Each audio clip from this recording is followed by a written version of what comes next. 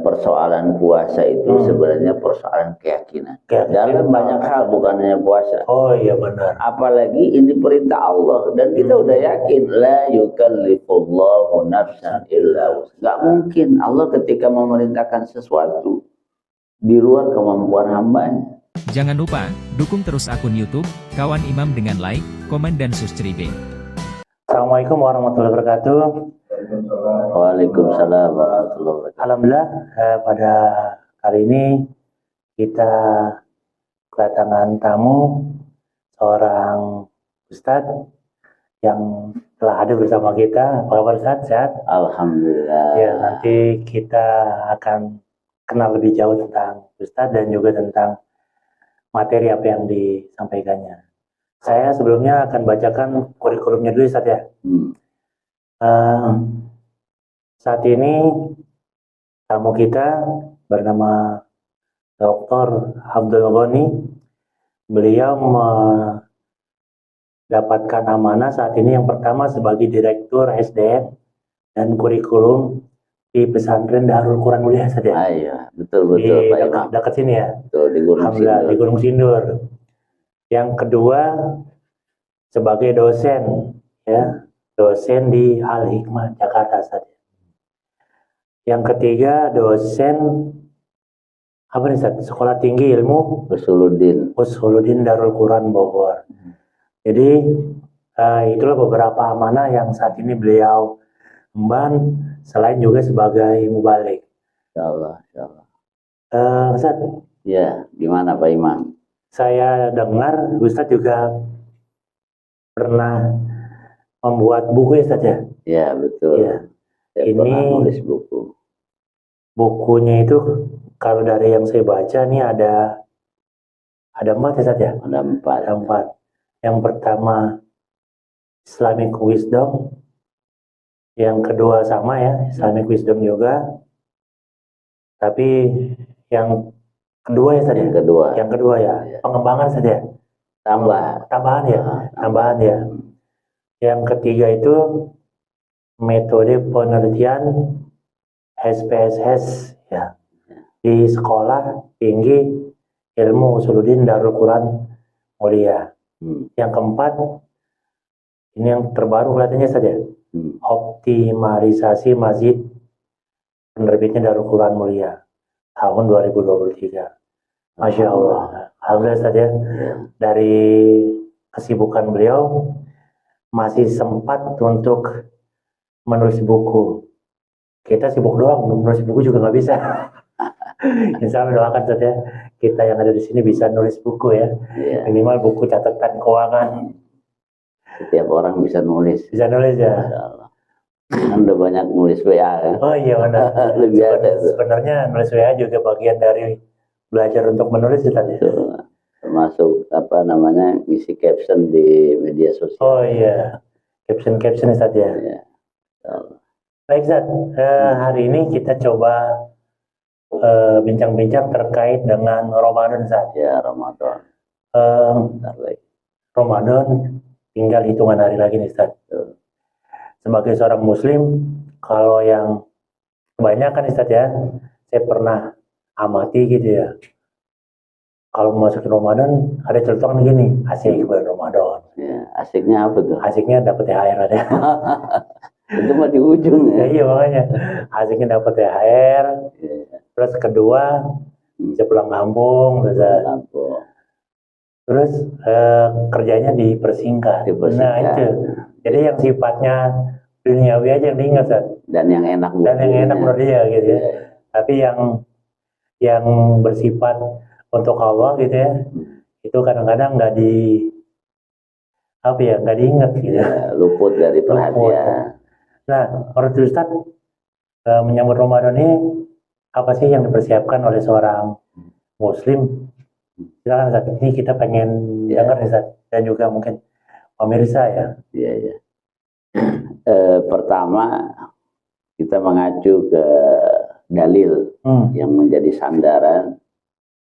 Puasa itu adalah ibadah yang wajib kita lakukan di bulan Ramadan. Dimulai dari mana? Di surat Al-Baqarah 183 Allah memanggil kita dengan panggilan kasih sayang. Dengan kalimat ya ayyuhalladzina amanu. Amani, orang beriman. Wahai orang beriman. Padahal di dunia ini kan orang banyak. Ada orang kafir, orang macam-macam begitu ya. Tapi ternyata Allah memanggil hanya sebagian. Kayak kita misalnya kumpul di Banten misalnya.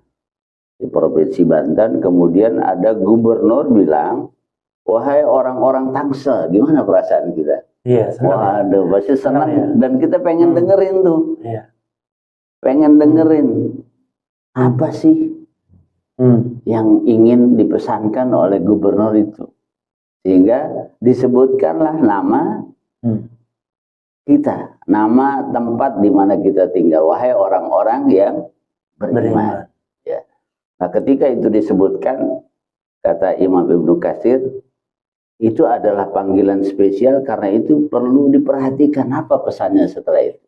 Jadi pertama ini yang harus kita lakukan adalah bergembiralah. Senang maksudnya? Senang ya? Happy. Kalau nggak senang, yang masalah di mananya dia? Karena kan nggak semua orang senang, Ustaz. Iya.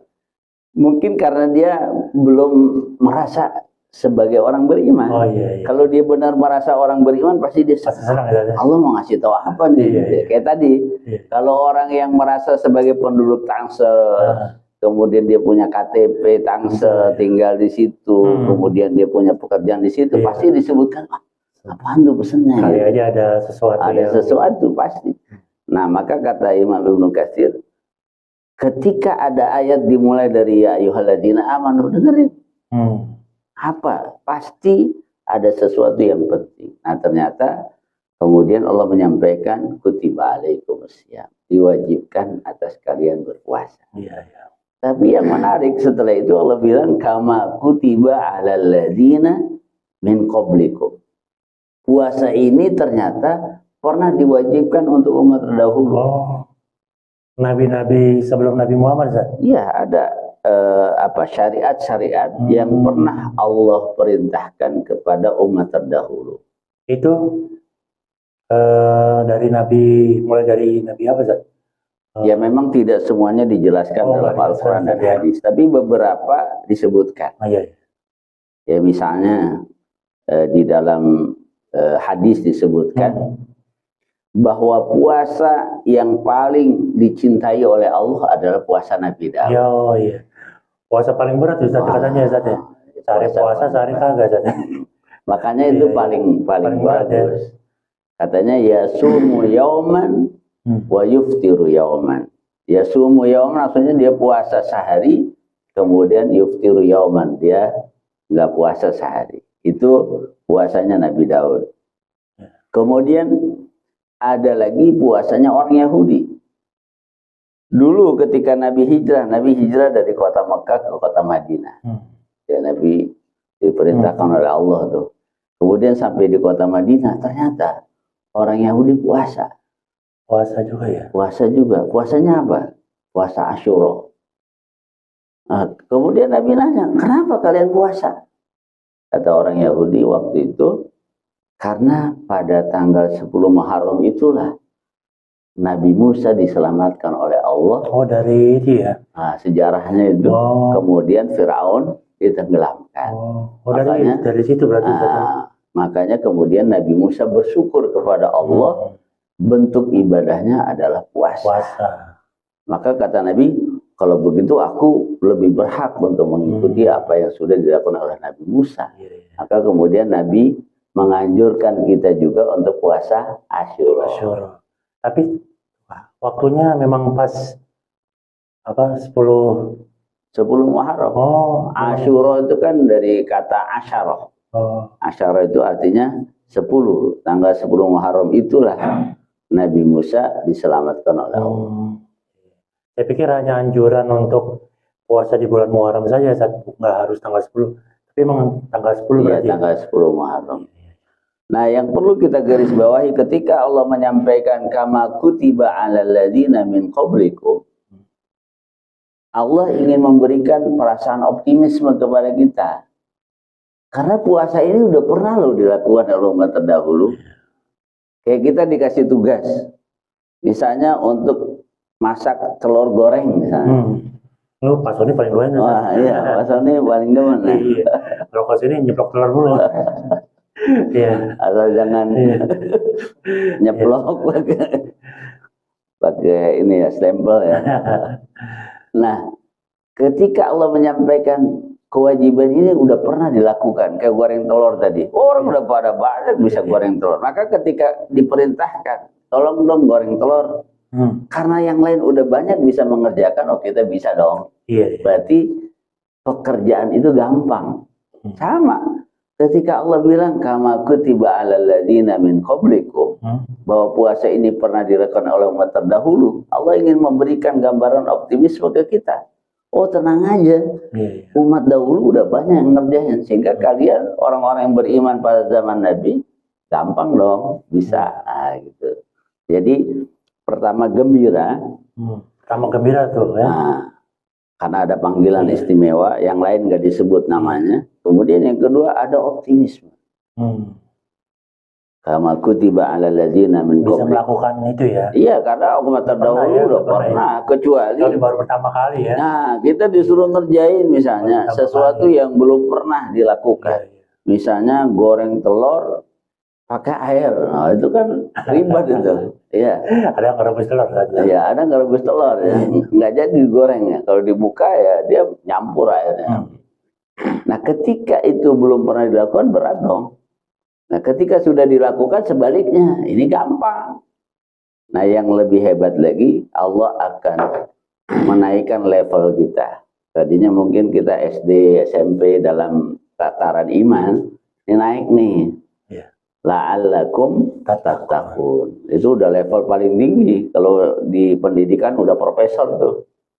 Nah, itu luar biasa. Nah, bergembiralah dengan ibadah Ramadan yang akan kita kerjakan. Jadi kita perlu gembira nih. Senang ya. Jadi senangnya bukan hanya karena yang sifatnya materi saja. Ya. Tadi apalagi ada yang pengen saya banyak tidur nih. Iya.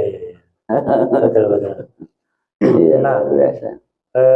Bulan Ramadan itu kan tadi sudah menjelaskan ya tentang bahwasanya Allah memanggil orang yang beriman, otomatis orang Islam misalnya ya. Dan puasa itu untuk orang Islam. Nah, banyak gitu kalau orang-orang yang dari luar Islam itu melihat orang Islam berpuasa tuh kayaknya kasihan. Oh iya betul. Dari mana? Dari pagi sampai maghrib. Dan kadang-kadang banyak yang mohon maaf ya, yang mau masuk Islam gak jadi. Oh kayaknya gak sanggup. Iya, waduh berat bener katanya. Bener nih. Ya kalau yang lain mungkin bisa, kalau nggak makan katanya agak susah gitu kan. Dan berpikir gimana dengan orang tua, gimana dengan anak-anak. Iya. Kan wajib. Nah, ya bisa jadi mereka belum tahu tentang bagaimana sih Islam yang bagaimana sih puasa yang diinginkan oleh agama Islam. Nah itu bisa dijelaskan Ustaz, supaya selain umat Islam, barangkali nanti ada dari non Muslim yang melihat video ini semakin tertarik Ustaz. Iya. Saya pernah di tahun 2017 itu Ramadan di Athena di Yunani. Wih, mainnya jauh Pak Sony. Athena. Itu di mana? Kademangan paling. Ya Athena tuh nggak jauh lah ya, sebelah sananya muncul ya. Muncul ke bandara, terbang gitu ya. Berapa jam tuh? Itu, waduh saya lupa juga. Udah 2017. Karena saking jauhnya. Nah, di sana itu ada musim panas ya. Waktu itu saya datang ketika musim panas. Jadi di waktu puasanya lebih panjang. Kita itu sahur bisa jam 3-an. Jam 3. Subuh sekitar dekat-dekat itu. Kemudian maghribnya itu sekitar jam 7 malam. Jam 7 sampai setengah 8 malam. Berarti bedanya sekitar 2-3 jam lebih lama ya? 3 jam. Nah itu ada orang Indonesia sekolah di sekolah Athena. Jadi dia ya memang sekolahnya gabung dengan penduduk asli. Iya. Nah waktu itu ada perayaan ulang tahun lah begitu kira-kira. Makanlah bersama di kelas ya. Nah orang Indonesia yang masih SD waktu itu SD kelas 5 atau kelas 6 itu nggak mau ikut makan. Kemudian Muslim ya, iya karena dia Muslim. Ya. Gurunya nanya kenapa? Saya Muslim, saya puasa. Masya Allah. Kaget dia, puasa itu gimana sih? Iya nggak boleh makan, nggak boleh minum dari tadi jam 3-an sampai nanti sekitar jam 8, jam setengah 8. Lumayan lama. Waduh, nggak kebayang tuh orang mereka. Beneran tuh nggak boleh makan, nggak boleh minum. Beneran. Memang begitu satu orang yang belum paham. Iya. Tapi ketika mereka melihat anak kecil bisa, saya yakin yang tertanam di benak mereka, kalau anak kecil bisa, apalagi saya. Gitu. Anak kecil bisa, masa orang dewasa. Iya.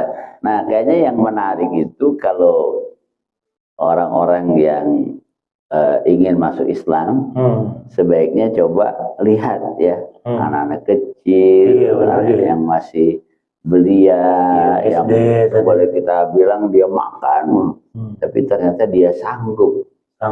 Dia puasa dari fajar sampai maghrib. Kalau anak kecil bisa, apalagi kita. Iya. Jadi itu hanya kekhawatiran yang nggak akan terbukti ya. Itu rahasianya apa Ustaz? Anak kecil itu bisa dan banyak orang dewasa nggak bisa, yang orang Islam sendiri. Biasanya karena mental atau kurangnya iman, atau kalau anak kecil jangan diancam lagi orang tuanya. Apa kira-kira Ustaz? Ya, kita kan ada ungkapan menyebutkan you can if you think you can. Kamu pasti bisa ketika kamu yakin bisa melakukannya. Kan banyak begitu. Pada awalnya kita ragu terhadap sesuatu, tapi kemudian ketika kita yakin sesuatu yang tadinya tidak mungkin ternyata mudah. Semuanya akan berakhir pada waktunya. Tadi persoalan puasa itu sebenarnya persoalan keyakinan. Dalam banyak hal, bukan hanya puasa. Oh iya benar. Apalagi ini perintah Allah dan kita udah yakin la yukallifullahu nafsan illa wus'aha. Nggak mungkin Allah ketika memerintahkan sesuatu di luar kemampuan hambanya. Pasti bisa. Udah pasti bisa. Walaupun ada orang puasanya sampai lebih dari itu, pasti Allah sudah menyiapkan perangkat sehingga orang itu memungkinkan bisa melaksanakan. Nah, jadi tinggal butuh keyakinan sebenarnya. Kalau orang tidak yakin, jangankan puasa sekian jam ya, hanya menahan beberapa waktu saja dia nggak mampu. Iya, memang kalau nggak diniatin kadang-kadang makan siang telat aja padahal udah sarapan. Rasa lapar saja. Betul. Padahal dia udah sarapan kan. Sarapan orang Indonesia kan nasi itu. Saat makan siang di jam 2 aja udah. Teriak-teriak lapar. Padahal kalau puasa enggak ya. Padahal mereka makan jam 4 ya. Nggak siang tuh ya biasa aja. Karena udah di mindset ya. Betul, mindset, tadi keyakinan, udah terbentuk kesiapan kita. Ya, kalau udah siap, ya mindset terbentuk, orang bisa melakukan. Itu yang memang harus dipunyai oleh setiap Muslim saat Ramadan saja, apapun pekerjaannya, apapun kondisinya ya saja. Dan ini sebenarnya memberikan pesan kepada kita setiap Muslim, mulailah segala sesuatu dengan keyakinan. Oh iya, nggak pas hanya puasanya. Iya, itu ada pesan itu. Mau apa, kita mau mencapai apa gitu. Mulai dari keyakinan, kemudian ikhtiar, maksimal kita lakukan. Setelah itu pasti Allah akan kasih yang terbaik buat kita. Jadi seringkali begitu, awalnya ragu, ketika yakin ternyata bisa. Jadi kadang-kadang yang susah itu membangkitkan keyakinan. Padahal kalau sudah Allah kasih perintah, itu pasti manusia bisa lakukan saja. Karena perintah itu untuk manusia, bukan untuk yang lain. Betul. Dan pasti semua perintah itu manfaatnya balik lagi. Oh iya benar ya.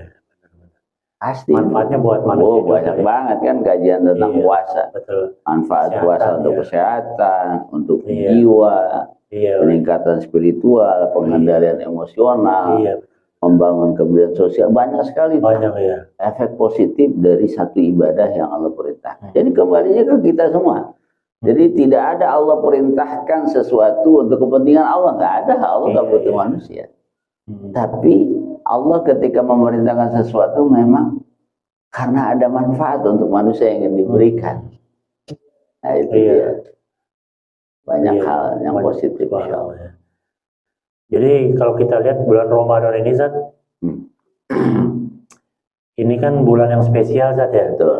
Yang bisa diibaratkan bulan yang menjadi bulan paling utama bagi orang Islam.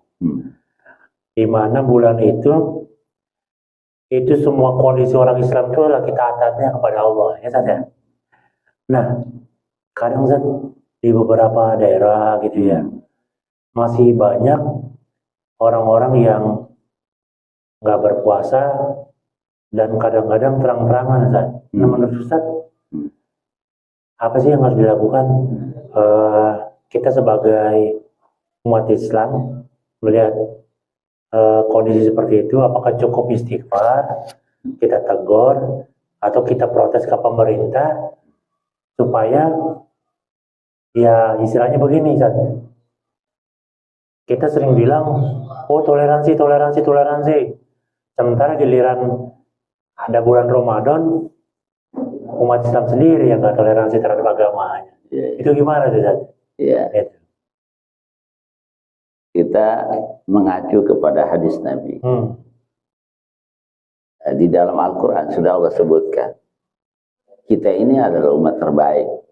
Umat terbaik. Syaratnya dua. Yang pertama adalah amar ma'ruf, yang kedua nahi munkar. Ta'muruna bil ma'ruf wa tanhauna 'anil munkar. Nah, itu dua-duanya harus jalan. Dua-duanya harus jalan. Bukan hanya mendorong yang baik, tapi juga kita perlu mencegah kemungkaran. Kalau kita dorong yang ma'ruf, kemungkaran merajalela, nanti kemungkaran itu yang akan menutupi hal-hal yang ma'ruf. Karena memang jalan kebaikan itu godanya banyak. Jalan keburukan itu Masya Allah banyak. Gulanya itu banyak. Nah, coba kita lihat acara-acara yang kurang baik. Itu orang akan datang dengan sendirinya, bahkan berani bayar mahal. Sementara agenda-agenda yang baik, yang mengajak mereka kembali kepada Allah, ke surga, itu gratis ya, mereka nggak mau datang. Itulah tidak rasionalnya manusia.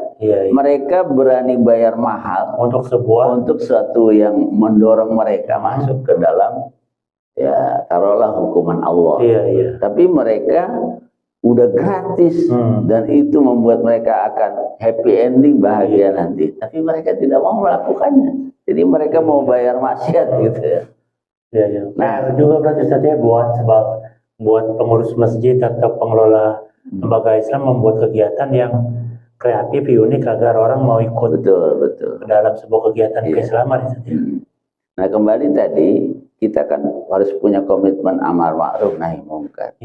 Nah, nahi munkar itu sudah ada hadisnya. Jika seseorang melihat kemungkaran, lakukanlah 3 langkah ini. Yang pertama, falyughayyirhu biyadihi. Apa itu? Kalau dia punya kekuasaan, otoritas, gunakanlah itu. Ini pemerintah lah ibaratnya ya, sebagai presiden. Pemerintah dari paling tinggi sampai paling rendah, Pak RT misalnya. Ya perlu gunakan otoritasnya. Misalnya tetap mendorong orang-orang beriman untuk berpuasa, kemudian untuk sementara rumah-rumah makan dalam lingkungan RT perlu ya penyikapan yang baik. Mungkin ada pembeli karena dia uzur syar'i nggak puasa, tapi mungkin perlu dimodifikasi. Nah, kalau nggak bisa di level itu karena nggak semua orang jadi penguasa, kemudian dia bisa dengan lisannya. Mungkin dia menyampaikan kepada pihak yang berwenang, ini tolong nih perlu ada aturan. Nah, kalau dia nggak bisa juga di situ, maka minimal dengan hatinya, jangan merasa nyaman. Apalagi naudzubillah justru menentang orang-orang yang mencegah kemungkaran. Dia mengkritik, ini Pak RT apa urusannya ngurusin kita ya. Iya, iya. Nah, jangan sampai seperti itu. Minimal hati kita menolak kalau ada orang terus terang dia tidak berpuasa. Karena kita tidak boleh tinggal diam.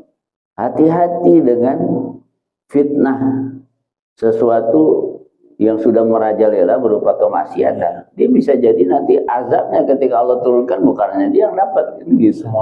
Semuanya. Nah, ini perlu kepekaan seperti itu. Kadang-kadang gini, Ustaz. Banyak orang berdalih begini.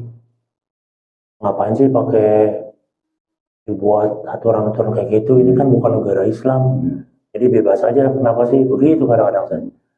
Jadi mereka mengembalikan kepada letter lux, bukan negara Islam. Padahal ini kan mayoritas Muslim dan bulannya bulan Muslim gitu. Artinya harusnya kan memang toleransi ya di saat seperti ini yang harus kita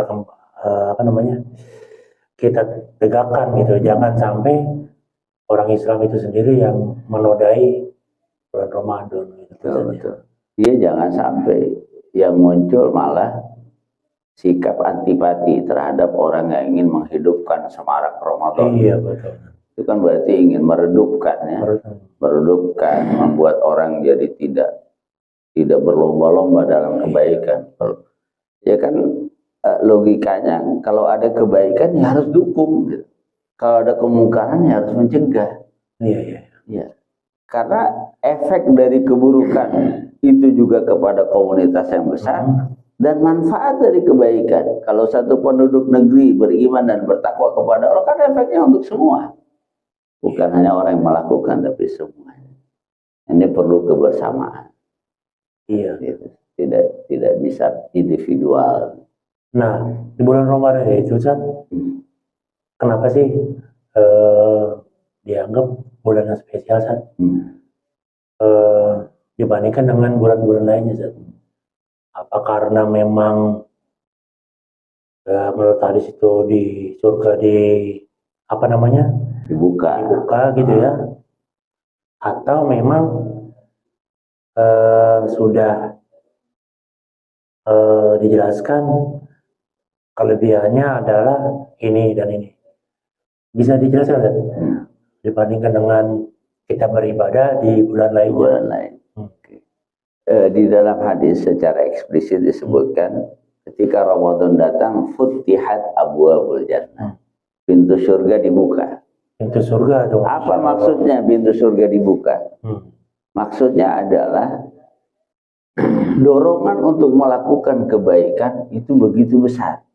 Jadi kalau kita bilang ini lagi cakep-cakepnya untuk ibadah. Suasananya kondusif. Karena apa? Di rumah orang ibadah, di kantor orang ibadah, kemudian di masjid apalagi semuanya sedang berlomba-lomba. Kita nggak pernah melihat, atau kita mungkin masing-masing ketika kita melakukan introspeksi, kayaknya nggak ada tuh ibadah lebih banyak, lebih panjang dibanding kita bulan Ramadan. Iya benar, benar. Iya kan? Iya benar. Kapan tuh kita begitu di bulan lain? Malah kadang nggak bisa selesai Ramadan lupa semua itu. Karena tadi coba siangnya puasa, malamnya tarawih bisa 11 atau 23 rakaat, ngajinya bisa 1 juz. Itu hanya di bulan Ramadan.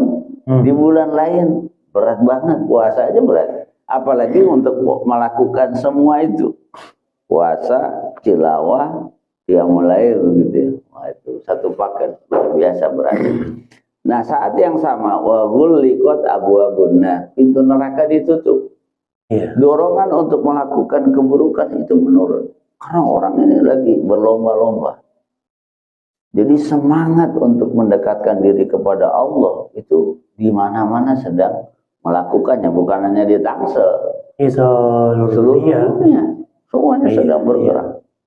Masya Allah. Nah, ini salah satu kelebihan. Kemudian tentunya amal-amal kita akan dilipat ganda. Apanya? Pahalanya? Masya Allah. Yang amal sunnah menjadi amal yang fardu, kemudian amal fardu berlipat ganda. Allah ibaratnya lagi obrol cashback, diskon. Jadi inilah kehebatannya. Jadi umat Rasulullah memang usianya hanya 60-70 tahun. Singkat ya. Tapi amalnya ini bisa menyamai umat terdahulu yang sampai 900 tahun. Karena adanya bulan Ramadan, Masya Allah. Apalagi nanti puncaknya ketika seseorang ibadah pada saat Lailatul Qadar. Itu kan udah jelas hitungannya. Iya. Lailatul Qadri khairum min alfi syahr. Iya, lebih baik dari 1000 bulan, 83 tahun. Masya Allah.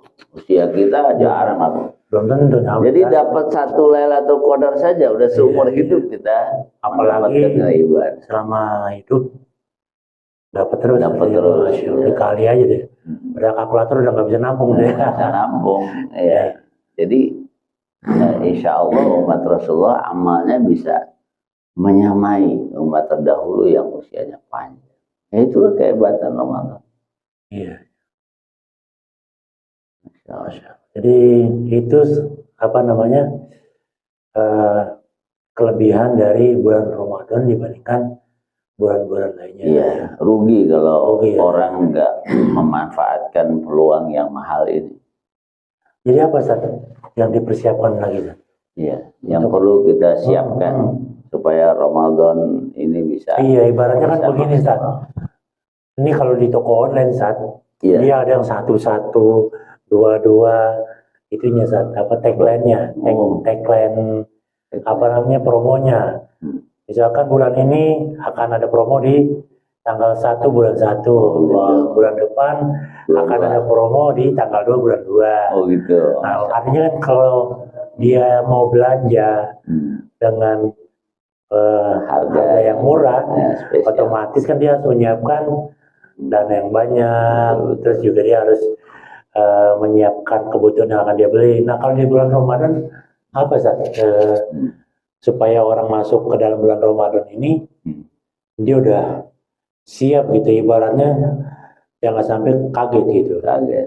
Kadang-kadang apa namanya orang kan ibaratnya kalau mau memasuki sebuah pertandingan atau nggak usah capek-capek misalkan mau olahraga aja, dia kalau nggak ada pemanasan, stretching, ketika dia olahraga, dipaksain, bisa apa namanya sakit kan, bahkan selesai olahraga besok disuruh olahraga lagi, nggak mau dia kapok. Nah, itu apa kira-kira Sat? Iya.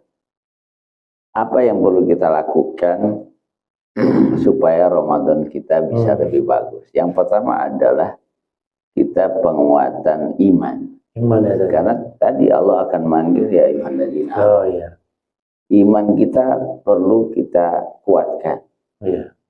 Di antara rukun iman yang 6, 2 yang paling strategis. Yang pertama adalah iman kepada Allah. Yang kedua iman kepada hari akhir. Iman kepada Allah. Kita ini milik Allah. Iya kan? Iya. Kita bukan milik diri kita sendiri. Kita kembali kepada Allah. Iya. Allah yang punya kita. Allah punya kita. Allah yang mencukupi seluruh kebutuhan kita. Iya. Maka sangat tidak logis kalau kita nggak nurut dengan apa yang Allah minta. Iya. Kita punya bos.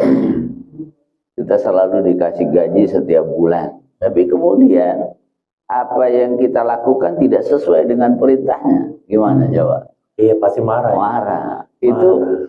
Itu hanya apa namanya orang yang beri gaji. Kebutuhan kita yang lain nggak dipenuhi sama bos kita. Itu aja tegas banget tuh. Nggak ada pekerjaannya, nggak ada. Udah selesai. Nah ini Allah yang mencukupi seluruh kebutuhan kita dari kita lahir sampai nanti kita meninggal.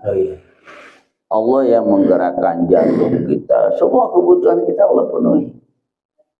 Nah, kemudian Allah meminta kita sesuatu. Dan sesuatu yang diperintahkan sudah pasti kita mampu melakukannya. Kok kita nggak mau? Padahal kita hidup di bumi Allah. Kita hidup dengan oksigen yang Allah sediakan. Semuanya ini fasilitas dari Allah. Nah, iman ini harus ditumbuhkan. Kita adalah milik Allah. Dan kita sudah dipenuhi seluruh kebutuhan kita oleh Allah. Dan Allah memerintahkan sesuatu sudah pasti kita sanggup, dan perintah Allah pasti bisa kita lakukan. Iya, iya. Nah yang kedua, iman kepada hari akhir. Apa itu? Ya kita meyakini hidup ini nggak selamanya. Iya, pasti ada lahir, ada meninggal. Ada Kamu kan lahir nggak meninggal. Itu ada batasnya. Ada. Ya, ada ajalun musamma, ada ajal yang sudah ditentukan oleh Allah. Iya, modal hidup di dunia saja berapa Betul. tahun ya? Iya, masing-masing kita punya jatah kontrak di dunia. Iya. Makin ke sana kontrak kita makin habis gitu kan. Nah ini imannya perlu dikuat. Oh ternyata kehidupan kita itu tidak selesai di dunia. Di dunia ini cuma 60-70 tahun. Setelah itu alam barzah. Alam barzah itu panjang. Waduh, kalau bicara akhirat udah masya Allah, udah hitungannya udah ratusan ribuan tahun saja. Ya baru bicara alam kubur saja. Iya. Manusia dari zaman Nabi Adam udah berapa lama di alam barzah? Iya, udah berapa ribu tahun itu. Sahabat Nabi sudah ribuan tahun yang lalu. Iya, masya Allah. Jadi hidup di dunia dibanding alam barzah saja ini nggak sebanding. Nggak sebanding. Masa kita mau menghabiskan hidup kita di dunia yang cuma singkat ini dengan memenuhi hawa nafsu, tapi kemudian di alam barzah ribuan tahun kita sengsara. Belum lagi setelah itu panjang. Maka iman kepada hari akhir ini sangat penting. Bahwa hidup setelah kehidupan di dunia ini panjang. Iya. Lama. Itu persiapan iman. Nanti ada persiapan ilmu, perlu ilmu. Gimana sih puasa yang benar? Belajar tentang puasa kan misalnya. Iya. Penting juga disiapkan. Apakah puasa kita selama bertahun-tahun yang lalu udah benar belum? Jangan-jangan puasa kita cuma lapar dan haus saja. Maksudnya jangan terus. Nah, STMJ. STMJ ya. Istilah. Kalau ini PTMJ. Apa? Puasa terus. Iya, iya. Ada ilmunya. Jangan sampai kita ibadah puasa capek-capek. Saat kita berbuka, maaf ya nggak ada pahalanya. Kan gitu.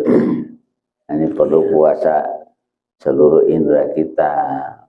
Bukan hanya puasa lapar dan haus, mata kita puasa, lisan kita berpuasa, telinga kita berpuasa. Intinya perlu seluruh anggota badan ikut berpuasa. Itu ilmu. Kemudian ada persiapan.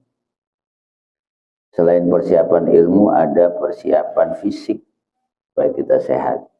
Ya, apakah kita perlu latihan ibadah yang akan kita lakukan? Misalnya sudah mulai tilawah Al-Quran, sudah mulai membatasi makan. Kalau Nabi mencontohkan, beliau puasa memang yang paling banyak di bulan Sya'ban. Sya'ban ya. Sya'ban itu adalah bulan di luar Ramadan di mana Nabi paling banyak puasanya. Oh bukan aja bisa. Bukan. Oh Yang paling banyak itu bulan Sya'ban. Itu ada dijelaskan dalam hadis Imam Nasai. Nabi itu senang sekali puasa di bulan Sya'ban karena bulan Sya'ban ini turfa'u al-a'mal ila rabbil alamin, karena amal kita ini akan dibawa kepada Allah.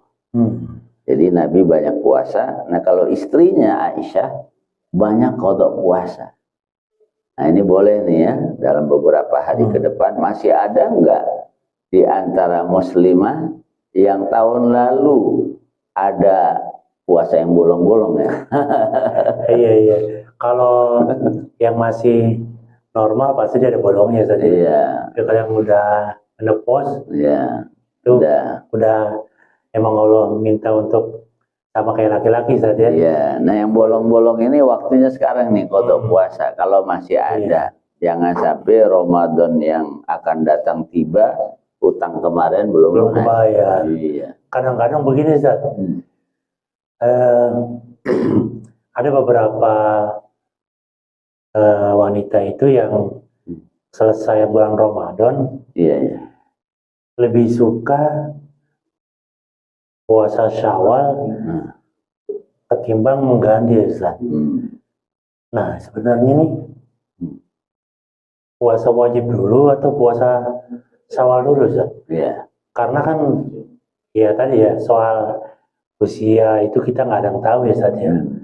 ketika dia meninggal, sedangkan masih punya hutang, nah itu bagaimana Ustaz? Ini juga kan merupakan ilmu yang harus kita pelajari saja supaya jangan jadi kebiasaan. Karena ada yang merasa pede setelah bulan Ramadan dia puasa Syawal aja, puasa Ramadannya yang bayarnya belakangan.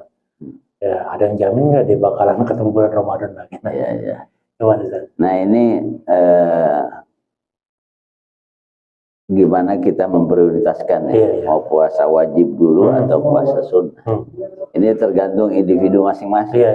Kalau orang yang yakin bahwa dia bisa melakukan puasa di luar bulan Syawal, silahkan. Kayak Aisyah tadi, saya sampaikan Aisyah itu senangnya qada puasa di bulan Sya'ban.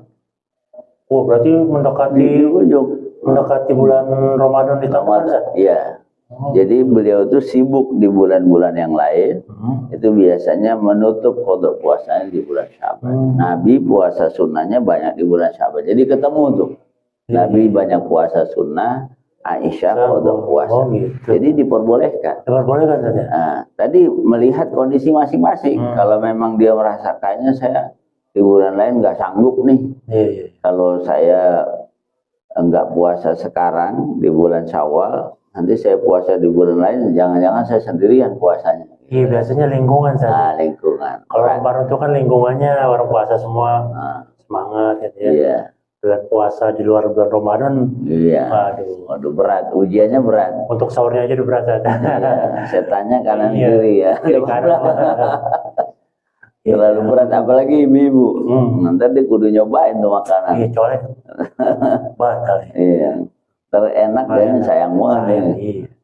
Nah itu, jadi ya diperbolehkan kalau dia menunda ketika dia yakin dia bisa puasa. Tapi kalau dia merasa saya nggak yakin, ya nggak apa-apa, diprioritaskan untuk puasa qada Ramadan dulu. Nah ini berarti tergantung individu masing-masing.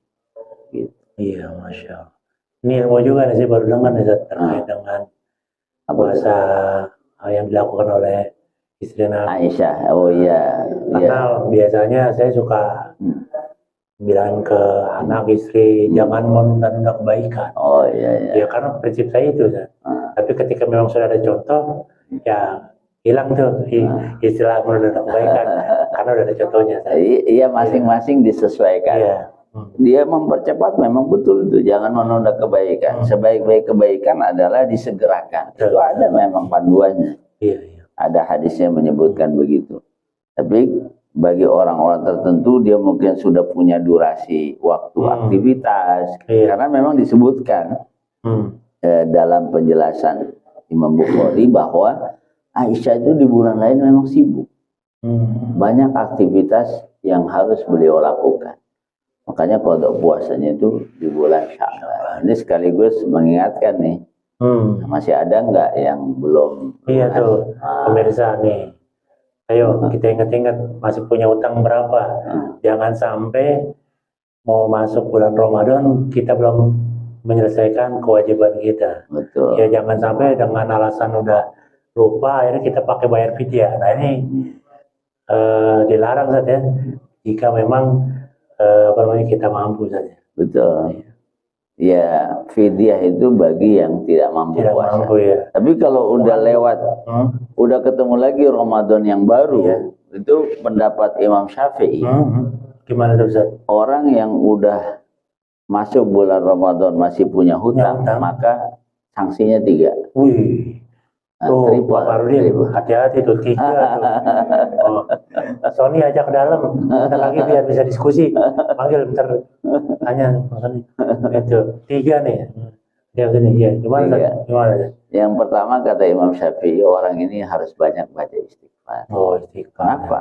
Dia melakukan kesalahan. Hutang kepada manusia wajib dibayar, apalagi hutang kepada Allah. Lebih wajib lagi. Kemudian yang kedua, dia kasih makan orang miskin sesuai dengan jumlah hari yang ditinggalkan. Nah, ini menarik nih, Ustaz. Ngasih makan orang miskin fidyah ya. Itu sebenarnya kan kalau orang makan kan 3 kali. Itu hitungannya kalau misalkan sehari puasa dia 3 kali ngasih makan atau cuma sekali, Ustaz? Cukup sekali. Oh, cukup sekali ya. Jadi, bukan 3 kali. bukan 3 kali, apalagi sampai ngemil-ngemil. Apalagi cuci mulut. Cuci mulut banyak benar ya. Iya. Enggak, sekali aja itu kan. Ya. Sehari sekali makan ya. Betul, sekali iya. makan. Nah, ini warteg apa Padang ukurannya nih? Iya, Bebas ya. Sesuai dengan kebiasaan dia, ya? orang di. Oh iya. Kalau dia biasa makan di restoran.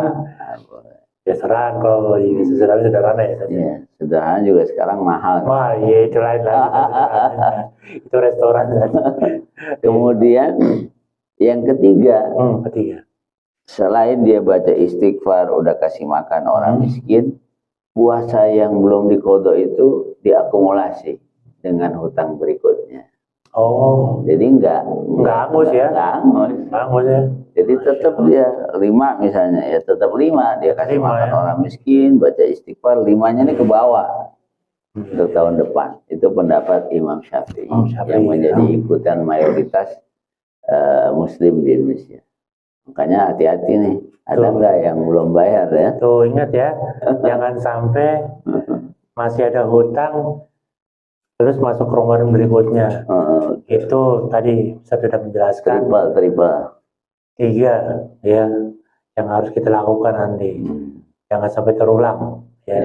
Jangan sampai ngulang lagi. Diingat-ingat. Iya. Pak Marudin, ada yang mau ditanyakan dari penjelasan Ustadz nih? Sekarang kita coba dengarkan pertanyaan dari teman-teman yang ada di sini. Masya Allah. Iya. Silakan. Assalamualaikum warahmatullahi wabarakatuh. Waalaikumsalam warahmatullahi wabarakatuh. Yang aneh mau tanyakan, puasa itu kan niat kita puasa ya.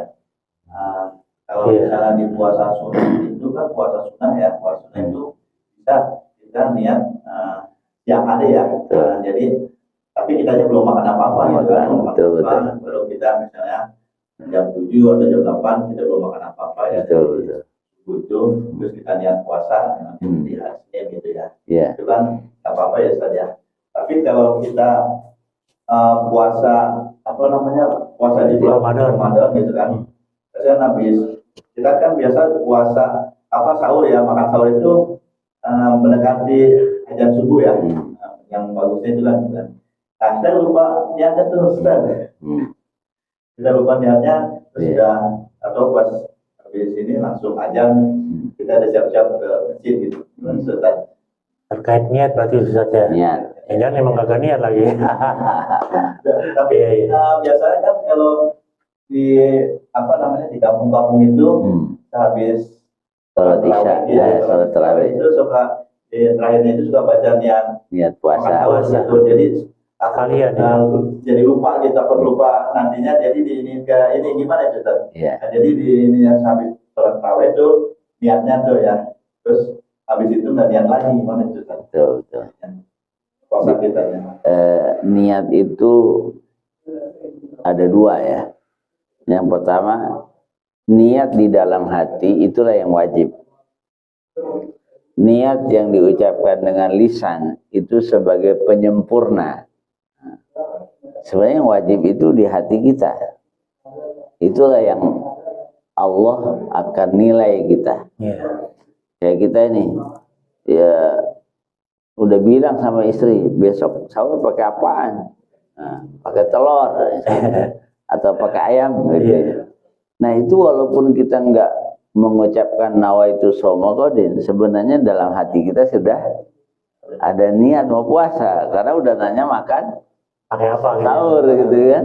Nah, apalagi kita udah pasang alarm, kita udah siap-siap masak nasi dari malam, itu semuanya sudah menunjukkan orang itu punya niat untuk puasa. Nah, melafazkan dengan lisan itu penyempurna, memastikan. Nah, kalau dalam mazhab Imam Syafi'i memang itu bagian dari keharusan. Tapi sebenarnya tempat niat itu kan dalam hati. Dalam hati kita. Kalau orang sudah Oh saya udah pasang alarm, dia udah nanya sahur pakai apa, otomatis dia sudah berniat. Nah kalau dia mengucapkan dengan lisan makin mantap dia. Apalagi habis tarawih baca bareng-bareng, ya kita ikut saja. Itu sudah menutupi semua. Iya, seperti ikrar gitu kan. Iya. Kan kadang-kadang kita melakukan sesuatu kalau nggak ada niatnya nilainya beda. Iya. Misalnya kita jam 3 lagi nonton bola, kemudian kita makan mie. Itu kan bukan niat sahur kan, nggak ada pahalanya. Tapi ketika kita makan seperti itu di bulan Ramadan ada pahalanya. Iya. Jadi niat itu membedakan. Karena ada niat untuk sahur saja. Bukan ngemil lapar banget. Aktivitasnya sama, tapi niat itu yang membedakan nilainya. Diboleh seperti itu. Gimana Pak Maridin? Insya Allah kalau kelupaan niat aman ya? Aman. Karena pasti niat kita udah saya mau puasa nih sebulan penuh. Bukan setahun penuh, sebulan. Iya. Luar biasa. Baik Zat, alhamdulillah dari diskusi tentang Ramadan ini banyak ilmu yang bisa kita dapatkan. Iya. Untuk mengisi bulan Ramadan ada skala prioritas ya. Skala prioritas ibadah yang perlu kita lakukan. Yang pertama tentu saja ibadah puasa itu sendiri. Nah ibadah puasa ini adalah ibadah yang sesuai dengan momennya bulan Ramadan. Maka puasa kita perlu dijaga dengan baik. Tadi saya sudah sampaikan puasanya bukan hanya lapar dan haus saja yang ditahan, tapi puasa indera kita yang lain. Nah, yang kedua, sholat 5 waktu kita sebisa mungkin berjamaah di awal waktu. Ya. Jangan disia-siakan. Di awal waktu saja, bukan di tepat waktu. Awal waktu. Di awal waktu. Kalau tepat waktu bisa di akhir waktu ya. Di akhir waktu, tepat pada waktu menurut dia. Kalau di awal. Nah ini sangat penting. Begitu pula tingkatkan sholat sunnah. Karena sholat sunnah itu manfaatnya kata Nabi dalam hadis untuk menyempurnakan sholat wajib kita yang tidak sempurna. Kemudian yang ketiga adalah bersedekah, diantaranya memberi makan bagi yang iftar. Jadi pahalanya double. Anjir termasuk betul.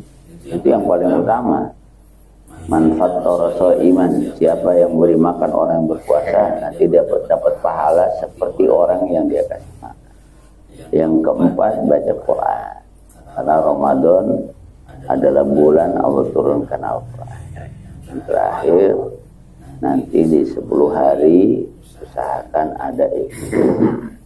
Kalau orang lain makin ke sana masjid makin kosong, ya kalau tanggal 1 Ramadan ketua masjid bilang kita perlu buat masjid 2 lantai. Tapi di akhir-akhir Ramadan nggak jadi dah, karena masih muat kan kosong. Nah kalau Nabi makin akhir tuh makin dekat dengan masjid. Nah itulah 5 hal yang perlu kita jaga untuk mengisi kegiatan kita di bulan Ramadan. Puasa kita sempurnakan, sholat berjamaah kita, kemudian sedekah, baca Quran dan itikaf. Iya semua saja. Benar. Pemirsa, luar biasa bincang-bincang kita pada hari ini bersama Ustadz Abdul Ghani kait dengan persiapan memasuki bulan Ramadan yang hanya tinggal hitungan hari saja. Mudah-mudahan apa yang kita diskusikan menjadi bekal kita agar ketika memasuki bulan Ramadan kita sudah siap dengan apa yang kita punya dan kita bisa optimal dalam melakukan ibadah. Baik, demikian pertemuan kita pada hari ini. Nantikan pertemuan kita di lain waktu pada podcast Kawan Imam dengan narasumber yang lain. Terima kasih. Assalamualaikum warahmatullahi wabarakatuh. Waalaikumsalam warahmatullahi wabarakatuh. Jangan lupa dukung terus akun YouTube Kawan Imam dengan like, komen dan subscribe.